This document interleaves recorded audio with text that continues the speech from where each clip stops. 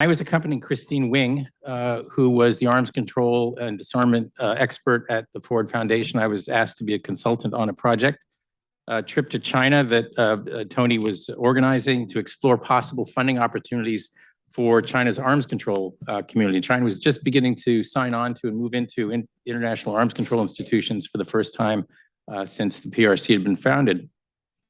I was intimidated to find out that Tony was the Ford Foundation rep. He'd been a professor for ages. He'd had tons of publications, and he was sitting on a pile of Ford Foundation cash. I still have this. I actually found the schedule and my notes from the trip in '98, and it kind of embodied the asymmetries in our relationship. So this is the original schedule for Sunday, January 4th, that Tony and the Ford Foundation put together for Christine and me. Morning, basically, Christine meets with a photographer, Rhodey Jones from Panos Pictures, to go to the Great Wall and possibly the Ming Tombs for a photo session. And she's taken there by Miss Niu Caixia and driver Meng. By the way, Jones, the photographer, is described as a Welsh poet with a camera. So my schedule, quote, Ian waits at hotel.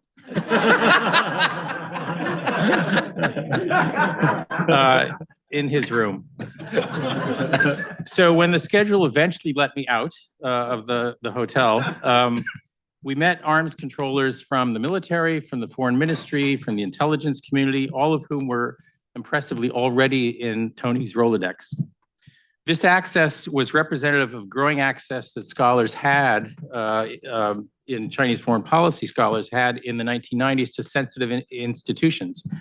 So we were able to visit places like the Institute for Applied Physics and Computational Mathematics, which is part of the nuclear weapons program, the China National Defense Science and Technology Information Center, which was a military intelligence, technical intelligence organization that had an arms control group, the China Aerospace Corporation that made missiles, but also had an arms control group. And these were all more open in part because of Tony's foresight in funding these groups and funding the scientists who were developing an interest in arms control and arms control institutions.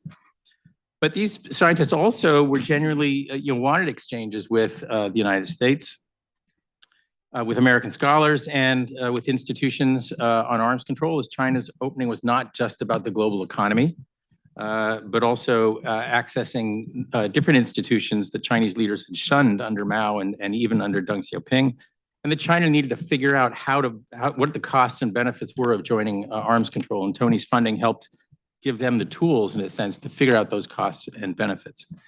I should say that in later years, I was able to draw on some of these contacts, riding on Tony's coattails, Jielet Hadaguang, for a second book that I wrote on China and arms control. It was my tenure book, thanks, Tony. And it turns out, as Yuhua had said, I also benefited from the funding that he gave to the Research Center in Contemporary China, which allowed me to do some of the first surveys in cooperation with Shen Mingming on ordinary Chinese people's attitudes towards international relations and foreign policy. Unfortunately, fast forwarding to today, there are lots of obstacles to doing international relations or research on China's international relations. It would be hard to reproduce the productive and relatively reliable access to sensitive institutions and personnel of the 1990s and 2000s today, or early 2000s today. In addition, there are other problems of access. Archives that were open in the past aren't necessarily open today. Access to open source archives like CNKI have been less reliable. The revised definition of espionage has essentially turns any acquisition of any formally unclassified information that the authorities do not want foreigners to have into a potential act of espionage. In short, over-securitization under Xi Jinping has made a lot of traditional sources of information about the Chinese foreign policy harder to acquire or use. On the other hand, there is some optimism, I think. Arguably in the 2020s, the academic study of China's international relations and foreign policy outside of China is flourishing in ways that it didn't or couldn't have in the previous decades. First, research has become increasingly integrated into the field of international relations and is contributing to the development of international relations theory. It's not just consuming it, it's beginning to produce it. Younger generations of scholars are drawing on a wide range of theories from sociology and psychology, from neurosciences, economics, comparative politics. They're employing more diverse methodologies than ever before, such as survey experiments, observational data, events data, large language models for text analysis, along with traditional peaking-logical tools. They're accessing an increasingly rich store of data produced by China's growing economic, political, and social footprint in the outside world. China's people, its businesses, its diplomats, its military is interacting more deeply, more widely with a wider range of countries and institutions than ever before. And this footprint, in a sense, generates granular data for analysis, investment, trade, verbal and behavioral events that can be observed. And this footprint creates more human sources outside of China, people who interact with Chinese entities, from ordinary publics to elites in foreign governments. And they have important observations of China's activities. And these are people who can be surveyed or interviewed to gather more information on sort of the behavioral impact of China in a large number of countries, in a large number of levels of societies. So much of the research in China's foreign relations does not necessarily require going to China. I know I'm going to make some people unhappy by saying that, but it doesn't necessarily require you going to China. And most interesting, I think, though this is still untested, are the payoffs from the application of AI to the analysis of massive corpora of all the public, for example, all the public, and to some extent, the available internal statements of Xi Jinping.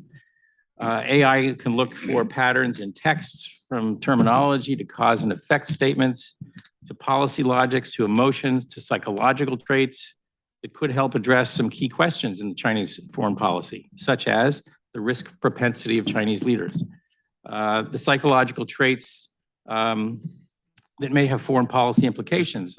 One speculation is that the so-called dark triad may be useful for analyzing Xi Jinping. The dark triad consists of narcissism, Machiavellianism, and psychopathy. And not only that leader. Not only, yeah, right. How different, it can also help analyze how different and in what ways are Neibu or internal circulation materials from Gongkai open materials. There is some literature suggests that the differences may not actually matter that much in terms of the broad strategic directions that China is taking. And it's also these new methods that AI are bringing may allow us to more systematically test the gamut of competing theories of Chinese foreign policy that are out there and that are found in Washington and elsewhere. Just quickly to list them, there's a kind of a power transition theory argument out there that China, like other rising powers in the past, is both contributing to and responding to the redistribution of military and economic power generated by its rapid rise and generated by US resistance to China's rise. A second is authoritarian regime survival. PRC leaders have primarily been motivated, in this argument, the hypothesis is that PRC leaders have primarily been motivated in both domestic and foreign policies by defending the longevity and power of the party, particularly a salient goal after the collapse of the Communist Party of the Soviet Union. Third hypothesis, third theory out there is that it's really all about nationalism and territorial integrity, that the Communist Party is Chinese leaders are party's primarily a nationalist party, born during China's century of humiliation, and that this is the primary driver of China's foreign and security policies, namely to prevent the loss of historically claimed territory. And in this regard, there are a lot of similarities with a lot of countries in the global south. There's a fourth hypothesis that China is pursuing a neo-tribute system, a hierarchical order, where Chinese leaders are drawing on their interpretation of their pre-modern history, seeking to construct a neo-tribute system. As its material and ideational power grows, China aims to dominate existing international institutions and create new ones infused with Beijing-crafted norms. enhancing its legitimacy as a global hegemon. That's another argument that one sees floating around in Washington. There's a fifth one, which is focuses on Marxist-Leninist ideology, the claim that Xi Jinping and the party are genuine Marxist-Leninists, and that they are committed to perfecting communism at home and promoting it abroad. And there's a sixth possible explanation or variable that's not so prevalent in DC, but is intriguing given a lot of the discourse of late that comes out of Beijing, namely a civilizational exceptionalism and social identity argument. Xi Jinping, more so I think than previous Chinese leaders, believes that foreign policy is rooted in China's civilizational, philosophical, and even ethnic traits and characteristics. There's no consensus on which of these explains most of the variance in China's foreign policy, which can be rejected, which can be combined. But in some ways, we have more granular data, better methods than ever before, and at least when it comes to the behavior of multiple types of Chinese actors operating outside of China's borders, these can be rigorously studied in ways that we could not in the past. So the one advantage of these new sources and more reliable methods for studying Chinese foreign policy, in contrast to the past, is that with a good internet connection and a good VPN, you can do a lot while you wait in your hotel room in Beijing for someone to finish a photo shoot at the Great Wall to which you were not invited. Thank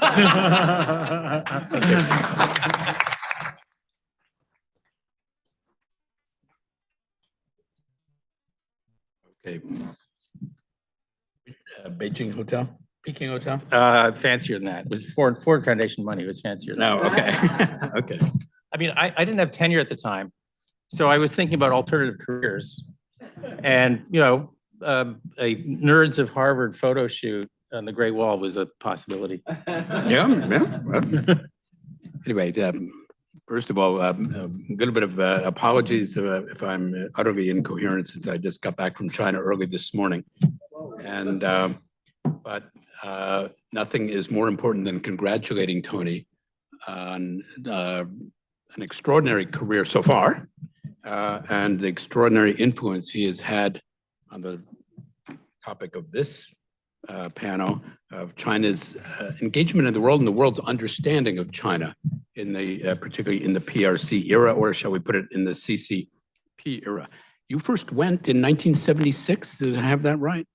So when I remember, I was here as a graduate student, then working with Fairbank and doing some, learning some Wen with Professor Hightower.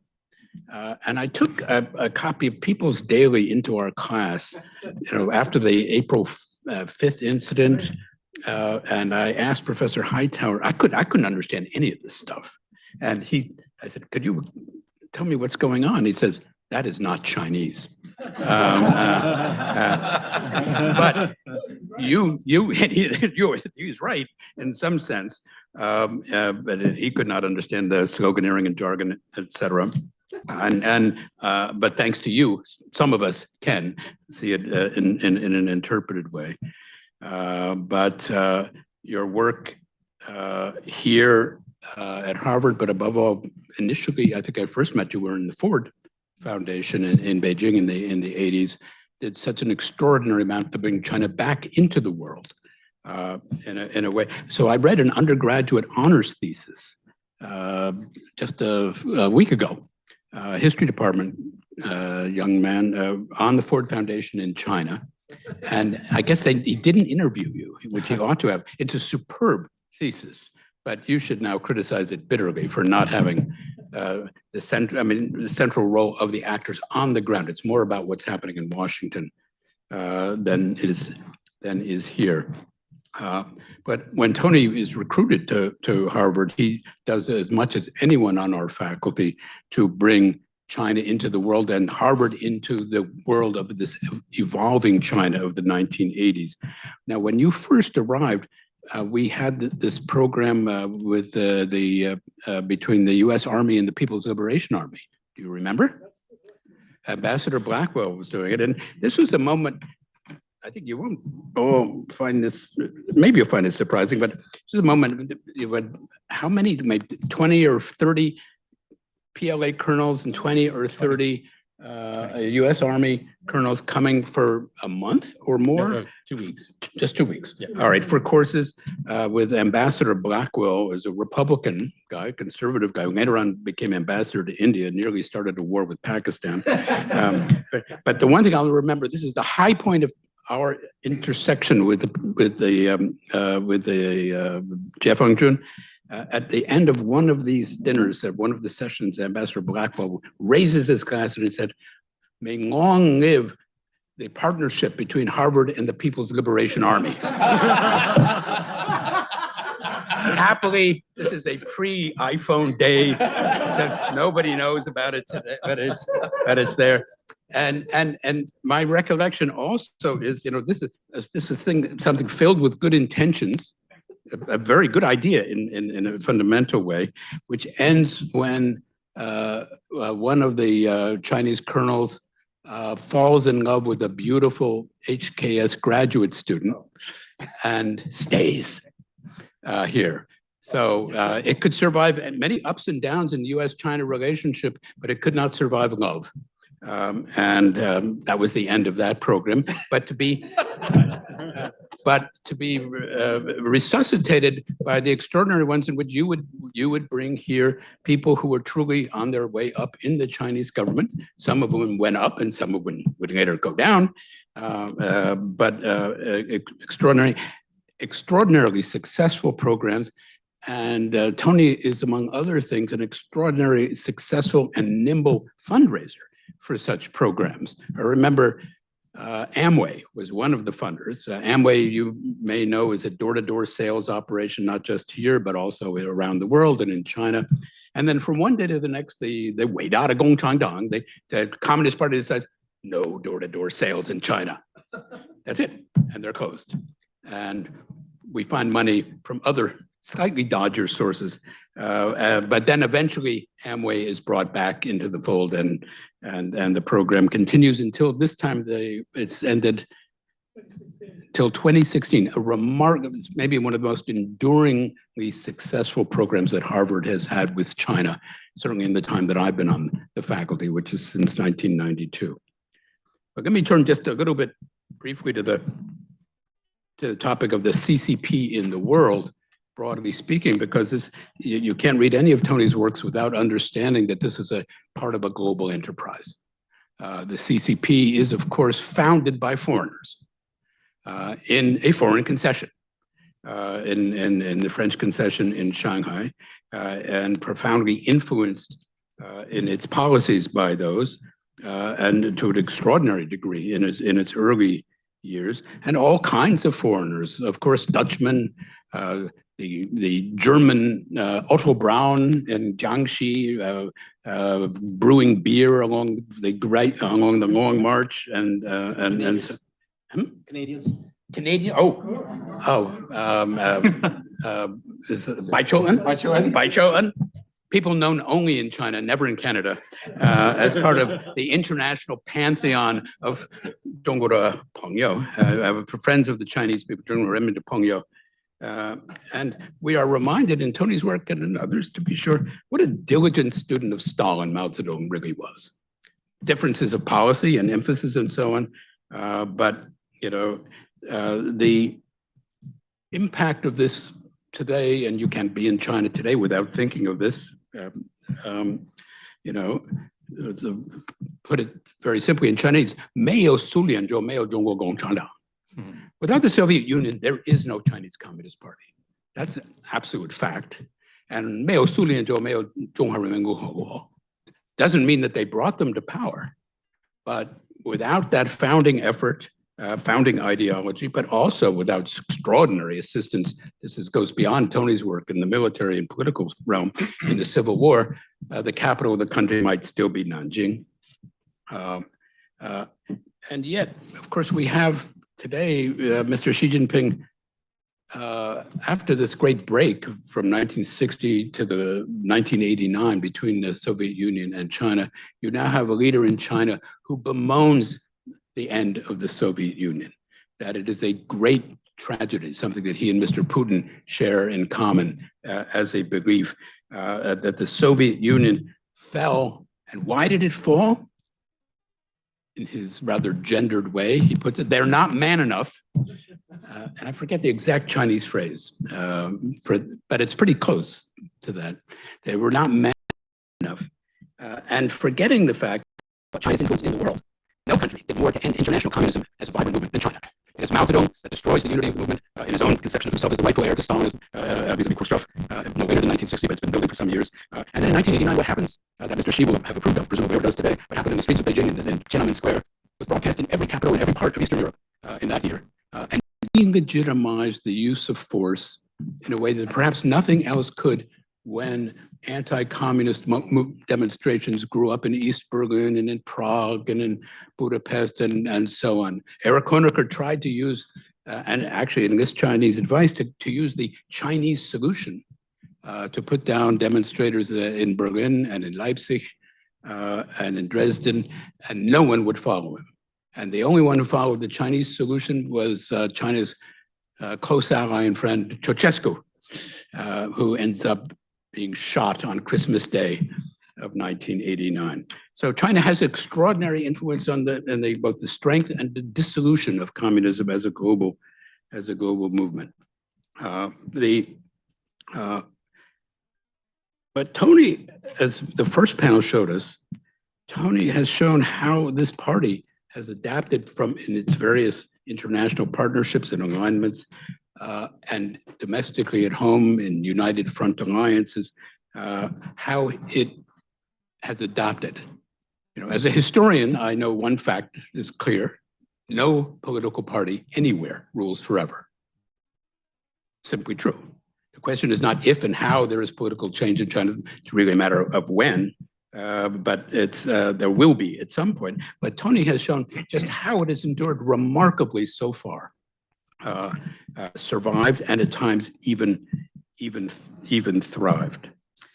And finally, I would just say that all of his work is informed by many people think of Tony as a political scientist, but he's really a historian. And he is a historian who has a deep understanding of every aspect of 20th century Chinese history, including of the predecessor regime under which the Chinese Communist Party came to life. He shows how it was shaped by its international history, but also by its partners and rivals at home. And I was thinking of this the other month or so. We had something at the Fairbanks Center about what matters in Republican-era Chinese history for today. And when one thinks of what the greatest achievement of the Chinese Communist Party is, you know, Mr. Xi Jinping would say that it is overseeing 中华民族的伟大的复兴. It's the great revival of the Chinese race, and so on. And as I was thinking about this back then, and I'll say it again here, just imagine the United Front policy working so well that Chiang Kai-shek returns to mainland China. He's reburied next to Sun Yat-sen, maybe in a slightly smaller tomb. And he wakes up one day and he looks around. What does he see? He sees a unified China.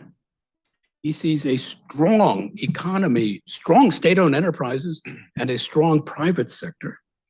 He sees a country that is respected in the world. He sees a very strong party and a very strong leader with a cult of personality. And he looks around and he would probably say to himself, wow, I'm still in the Republic of China. This may be Xi Jinping's greatest achievement, but it's Tony's also to help us understand how this party has grown and endured, you know, from its youth, outdone its predecessor, but modeled very much on its predecessor in so many ways. Last, I will say, there's nobody on our faculty who is more respected in China than Tony Saich. And, you know, this is when Mao Zedong used to say that China had friends all over the world when he only had one in little Albania. Tony Saich 的中国的朋友 尊满天下 They really are all over the world, his Chinese friends in China and beyond. So congratulations again, Tony.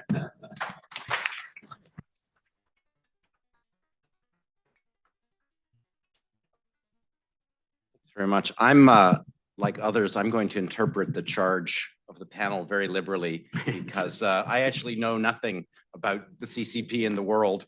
I've been at Harvard now a long time, but I haven't acquired the skill that many Harvard colleagues, but of course none in this room have, of speaking with great authority on subjects of which they're completely ignorant. So I'm instead going to talk a little bit about something I know a little bit about, or I'm learning about, which is a domestic issue, in particular the issue of urban-rural relations and urban-rural inequality. Before that, I want to correct a small error of Meg's, which is that Politics and Governance of China is not in its 4th edition, it's in its 5th edition. The new edition has just come out, and I mention this because it really brings out, I think, how, first of all, Tony can't retire, because when you write the authoritative textbook about a country that is changing with the speed of China, you can't just leave it at any. And I'm reminded of, and of course this is not so much to point out that Tony was wrong because he was right when he wrote it, but just the extraordinary speed with which China is changing. He wrote in the 4th edition, 10 years ago, the ability of authorities to control labor flows is restricted by the push factor from the villages where there is massive surplus labor. If you spend time in Chinese villages these days, one thing is sure, surplus labor is not the problem. So I didn't have time to check what volume 5 says about it, but I trust that you've edited that. Having corrected an error of Meg, I now want to endorse a comment she made. She talked about the importance of understanding something we all have learned from Tony, that history is not just the context of the CCP, but also a weapon that is used by the CCP. One of the things that Tony's historical writing has done is, I think, reveal the ways in which history is has been rewritten. The past has been rewritten to serve the present. There's a term for exposing the way in which the past has been rewritten to serve the present, and it appears in a document that Liz talked about, document number 9. The term is historical nihilism, Lisa Xu Zui. That is to say, if you expose how the telling of the China story is an artifact, is something that's been manufactured, that is historical nihilism. Harvard and the Kennedy School especially may be the leading party school outside of China. It may at one time have been the home of the glorious partnership. We are, of course, in a cell phone age, so maybe I shouldn't even mention the glorious partnership with the PLA. But one of the wonderful things about Harvard and the China community here, embodied by Tony, but also by lots of other scholars in the room in different disciplines, is that we are also a real world center of historical nihilism on those terms. So it ought to be. Several people have talked about Tony's movement between history and political science, history and social sciences, and that's really where I want to focus my remarks. I want to talk a little bit about the 2024 book, Institutional Change and Adaptive Efficiency, a study of China's hukou system evolution. I hadn't thought, I mean, that's a pamphlet at 190 pages. I didn't do the math, but that's Graham Greene had a word for his smaller writings called novelties or something. So I'm going to comment just on a novelty. But I want to first of all, before I delve in, I want to say we've had several comments and questions about engagement without endorsement and how to manage engagement at a time when it's very much under threat, under challenge. We are, all of us at Harvard and really in the whole China studies community in the United States, facing extraordinary challenges in that regard. And I just want to, I mean, in addition to echoing the words of colleagues, I want to suggest that one of the ways in which Tony engages without endorsing is literally through collaboration. The writing of at least 2 books, but probably more that I didn't come up with, co-written with Chinese colleagues. It's an accident of I guess it's an accident of the history of language that most Chinese surnames in pinyin come towards the end of the alphabet. So even though I'm an SZ, an SZ, and Tony is an SA, we often come first alphabetically with our co-authors, but you can't read those books without realizing that they really are co-productions. So I want to celebrate that. Institutional Change and Adaptive Efficiency, a study of China's hukou system evolution. Tony moves back and forth between the worlds of history and social science, public policy. This is a book very firmly on that end of the spectrum. I figured I was going last, so there have already been 7 ends to your work. This book makes me realize I really am not a social scientist. That's the conclusion, the sort of intellectual conclusion I draw, that kudos to you for moving back and forth. I think the hukou, so the structure of, so the book tells the story of the household registration system, the hukou system in China, and then uses it as a case study to explore a theory of adaptive efficiency of institutions. And I really enjoyed and learned a lot from the historical chapters, and I'll say a few more words about that. But I couldn't help thinking in all the other chapters, you know, the hukou system has not lasted as long as the United Front, but it's 70 plus years. It's not short-lived. It's affected the lives of 2.5 billion people, maybe 3 billion people. That is to say, all the people who have ever lived in the PRC since the mid-1950s. Pretty interesting in its own right, and not simply as a case study for a theory of which there will never ever be a similar case, because it's likely that there will never ever be an institution as profoundly significant in the lives of as many people. So, having said that, reading Tony's other works makes me realize I also probably don't have the qualifications to be a historian either, just because your encyclopedic photographic memory is something all historians wish they had. Few of us do. So a couple of words about the about household registration, and and you'll forgive me, but as I said, I knew I was after 7 hagiographical presentations, so I really want to actually test out some ideas on you, see how you think about it. There's a lot of interesting work right now being done on the household registration system. The hukou system is the system established in the mid-1950s that limits mobility between rural and urban areas. It does a bunch of other things too. You only need to read 190 pages to learn those things. So it's much easier than learning the history of the United Front. We need to read 1,000 pages. I mean, I think that one of the real important lessons of this work is the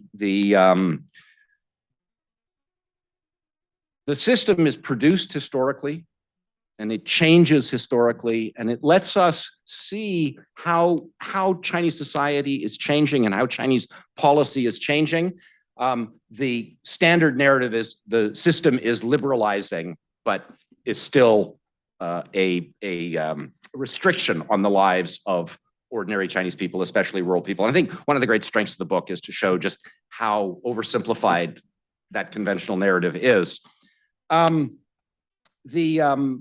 of the really interesting things about the system. So Eli Friedman at Cornell has a recent work on urbanization, and he makes the point that as the system liberalizes, as it becomes possible to move around, as rural people who are registered in rural villages, that's where their official registration, become eligible to move to some cities, but not to other cities, and become eligible to move on the basis of points of qualifications, the same sort of point system that some immigration regimes use, and there to enjoy much better welfare provision than they do in their home villages. What's emerging is a kind of inverted welfare system, which is really very different than what we think about of a social welfare system, in the sense that you obtain access to these welfare provisions on the basis of wealth, education, social capital, and so on. And that's a really, really interesting way of thinking about the liberalization of the system. Is not necessarily a good news story for all. And I guess this actually makes me think of another not so recent book, a book about a decade ago that you co-authored with Hu Mingyang, yes, called, presumably you know it, Chinese Village Global Market, New Collectives in Rural Development, which nicely place China, the relationship between urban and rural, in a kind of global context. And this is something that Barry Naughton has written about a lot recently as well, that actually lots of places in the world, including the United States, industrialize. In the course of industrialization, they take resources out of the countryside and use it to build up factories and build skyscrapers and so on. And in a lot of countries, that fiscal relationship reverses. It reverses in the United States and in Europe because of political representation issues. That's not, but the fiscal relationship is reversing in China as well, but not because rural people have more votes. Right. So there's a different rationale behind it. And so I think, this idea of how changes in household registration are really influencing how one accesses one's right to state resources is, I think, a really interesting point in that your book really nicely explores. And then I'll close just by throwing an idea out here, because it's not something you talk about, but I'm really curious about it. And with all these experts in the room, and we've already said a lot of nice things about Tony, and there'll be more. So as multiple works that Tony has written, including the chapter on urbanization in governance and politics of China, point out, China's a very unequal society, and rural-urban inequality makes up an enormous part of that overall inequality. The Hukou book talks a lot about inequality in terms of access to welfare. There's a lot of other work, actually you probably have written about this too, but I don't know. There's a lot of other work about access to, income inequality. But as I spend time in rural China for my own project, one of the things that really strikes me is a neglected area, which is the degree of wealth inequality. And wealth inequality, so about 60 to 70% of private wealth in China comes from household private wealth comes from real estate. So a lot of the wealth that people have, they're not happy about it. Some of you are property owners in China or children of property owners in China. They're not happy about it because it's come down in value, but a huge amount of that wealth is actually real estate wealth. And much of that wealth, I would say most of that wealth, was actually acquired in a context in which policy distorted the market, because the old state-owned enterprise, the Danwei housing, was more or less given away to its employees, and then rural residents were not able to buy at the bottom of the market. Urban real estate has grown 13% over the last 20 years. Maybe that's a fact I take from Governance and Politics of China. So it may be a little less now, but it's even faster than overall economic growth. In other words, it's a way in which the rich have got richer. The housing market today has been liberalized in the sense that the people who missed out on that boom can now enter the market. And in the sense that they can move to and buy real estate in second and third tier smaller cities, which are never going to grow the way Shanghai grew in the 90s or the early 21st century.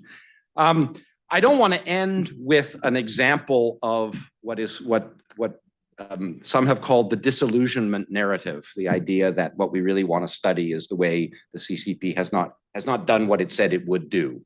But it's hard to avoid in this context. I think one of the ways in which Tony's work that straddles history and political science, that straddles taking ideology seriously and taking practical questions of how people make a living, material questions seriously. It invites me anyways to think about the relationship between those two kinds of explanation.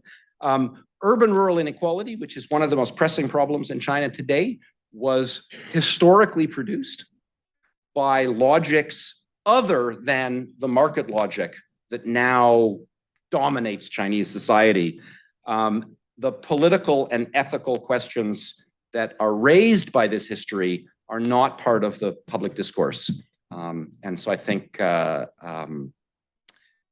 it's the kind of scholars like Tony who can straddle these two approaches who will bring to light this story. So I guess on that note, I can conclude. Once a nihilist, always a nihilist. Thank you, Tony.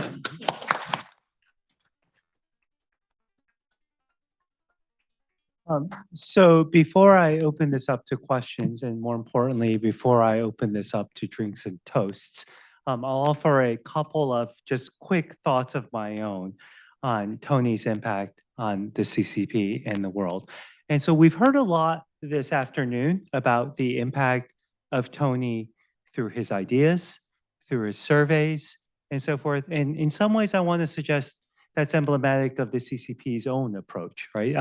Of a set of ideas, of its actual impact, of right, 实事求是, that type of very pragmatic approach. But we also know that an important part by which the CCP has engaged with the world is through people. And of course, we should remember this is a party of over 100 million people with over 5 million organizations, and which pays meticulous attention to even how those organizations operate outside of its own borders. Now, this is to suggest that Tony, as an eminent scholar of this party, has his influence also not only through his ideas, through his pragmatic studies, but also through his people. And I want to conclude by sort of saying, I'm going to use myself as an emblem of this. Many people have sat here on this dais and talked about how Tony's ideas have infiltrated and shaped their own work. Certainly that's true of me as well. Many people here sitting in this audience have been touched by Tony in many different ways, whether as a student or as a colleague. For those of you watching this on Zoom, right, we have generations of eminent Harvard scholars here gathered in this room. But Tony's influence has also been through second and third hand influences. And so I want to share an anecdote that I don't even think I've ever shared with Tony, but Ian at least was important enough to be featured in a memo drafted with an itinerary to consign Ian to his hotel room while he was in Beijing. I was in Beijing for over a year. I was a lowly sort of junior economist. Yes, once upon a time I was an economist before I was a legal scholar. So I always sometimes introduce myself as a failed economist before that. And our offices, or I should say, Tony's offices were right down the street from where I lived.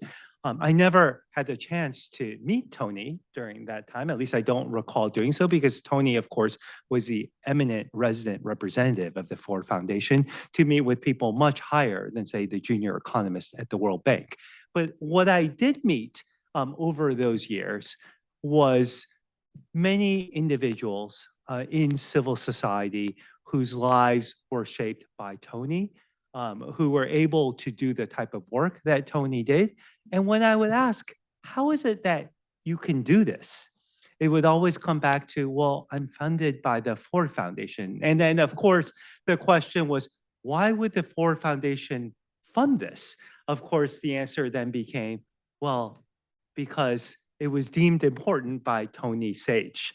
And I think we've heard from the last panel how important that was. And many of those people have gone on to do shape and influence China in many different ways, both within the system and outside the system. But I think for those of us who interacted with those individuals, it exposed to us that China was much more complicated than would meet the eye. China was much more than the official pronouncements that will come down from CCTV in its nightly news broadcasts or in party documents.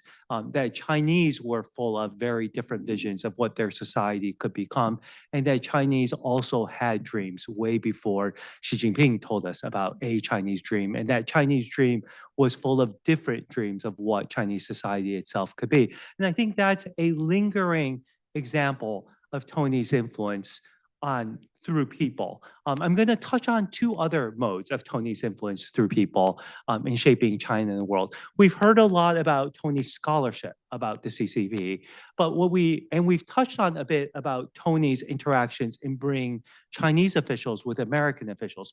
But I'll also point out that, as was alluded to, Tony's work here at the Ash Center and with the Rajwali Foundation has brought many people throughout Asia here at Harvard. And when they're here, they are inevitably influenced by one of the big actors within Asia, and that is, of course, China and the CCP. And that's to touch on all of Tony's work throughout the region, in Vietnam, in India, in Singapore, in Indonesia, and so forth.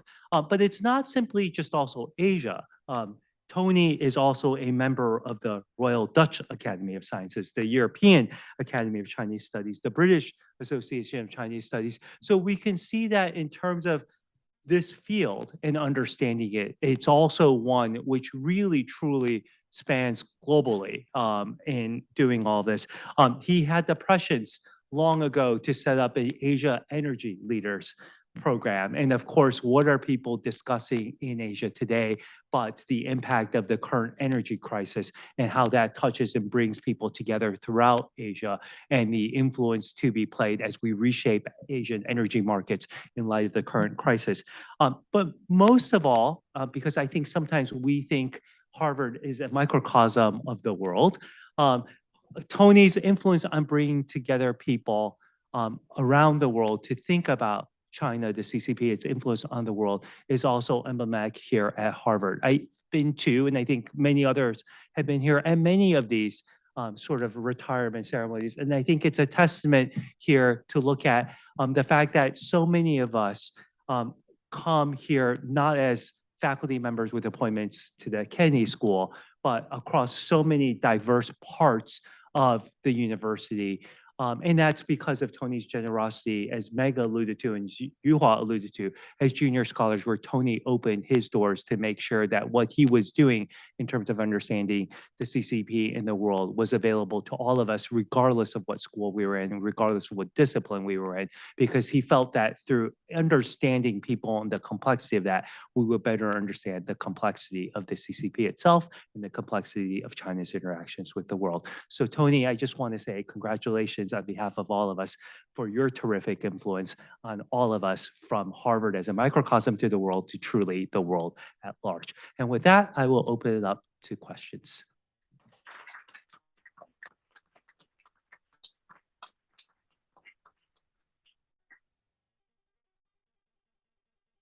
I know nobody wants to stand in the way of drinks, but certainly, yes, and I think Ian wants to add one addendum here. Yeah, actually, this was provoked by a theme that's been running through the day, which is that out there, outside of Harvard, there's been a lot of criticisms of Harvard's engagement with China and the institution building that the Kennedy School and Tony has been the center of. I just want to make one point, and this is a serious point, and that is the critique of Harvard's engagement with China, I think, misses some important evidence of the forces in China that are the least happy with this engagement have been the most reactionary and illiberal forces in China. And I'll just give you one example. And it's the political department of the PLA. So they produced a video in 2013 called Silent Contest. An hour and a half, very long, had some input from the National Defense University. And Harvard was explicitly critiqued for Zhou Nai's soft power, for Zhou Nai and others setting up training programs for Chinese civil servants and for the PLA, because the point of this was to send these people back and subvert China. So it wasn't in some ways, this is, a military produced video, it wasn't the super hawks in Washington that they were going after. It was the academics at Harvard who were training generations of officials and influencing military officers, which I think is important evidence That's why they're being purged. that the engagement is not not simply a soft line towards the PRC or somehow making accommodations to the party. In the social sciences, we would call that argument that you'd only look at one side of the effects of relationship. It's called cherry picking, or formally it's called selecting on the dependent variable. I think what Ian said reminds me of Tony's influence within China of all of our faculty and the capacity to reach institutions which the rest of us couldn't. I'm reminded I don't know if you were on one of these trips, but it was you who arranged or certainly supported through your contacts the several volumes that we did with Bob Ross on U.S.-China relations with the Zhongyang Dangxiao, with the Central Party School. You were absolutely, without you, it never would have happened. And I remember there was one visit that we had to the Central Party School. I think it was a Fairbank delegation, but again, you arranging it. And I remember getting a sense of some hostility of the same kind toward what we might be doing about Chinese here at Harvard and how we were teaching them. And I gave a speech, and I have no recollection of what I said. But what I clearly offended a very elderly professor in the far back who probably joined the Zhongyang Dangxiao in Yan'an. I don't know. But he was very elderly, and he had almost no teeth and a heavy accent. But I could make out a little bit of what he says. You foreigners, you don't understand our China. And he then launched into this long lecture about Ma Lie Zhuyi and so on and so forth. And it went on and on and on. But at the end of it, I thanked him very much.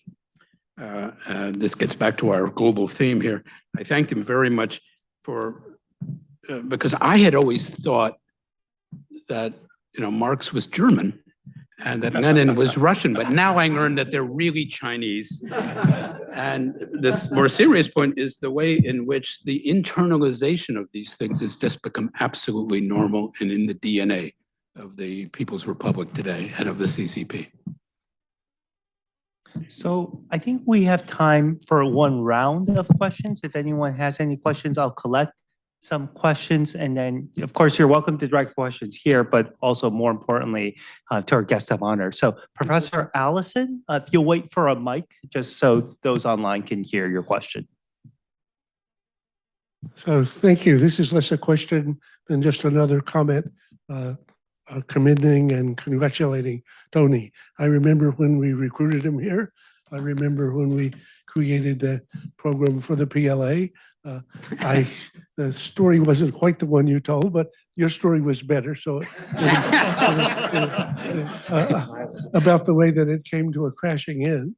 But I was in Beijing just last month, and one of the evenings at the China Development Forum, we were taken to the great convention center there in Beijing, and for some reason I was sitting on the front row with the Tim Cook and the guy from Mercedes, but then there were two political leaders, the mayor of Beijing, Yin Yang, and the political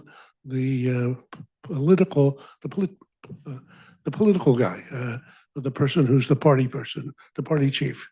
And who do they want to talk about? These two Chinese? Tony Saich.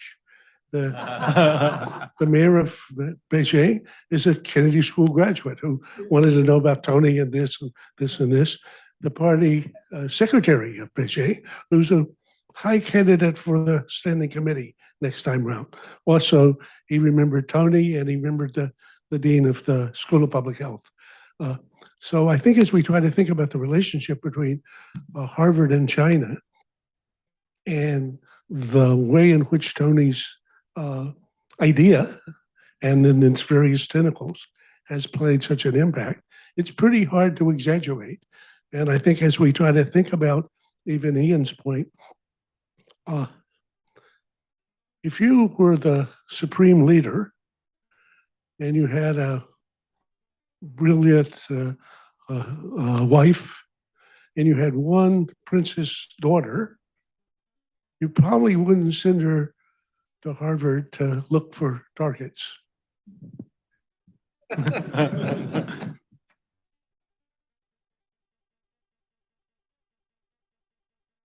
So I think that's a fitting note of tribute to end on, rather than to take any questions. So please join me again in thanking Tony and his wonderful work on CCP in the world.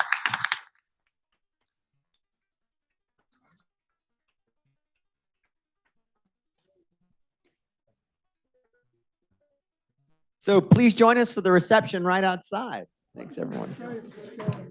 That was terrific. So I felt I was going long. The lit review is brilliant because it's both the cause of success and the biggest problem China faces.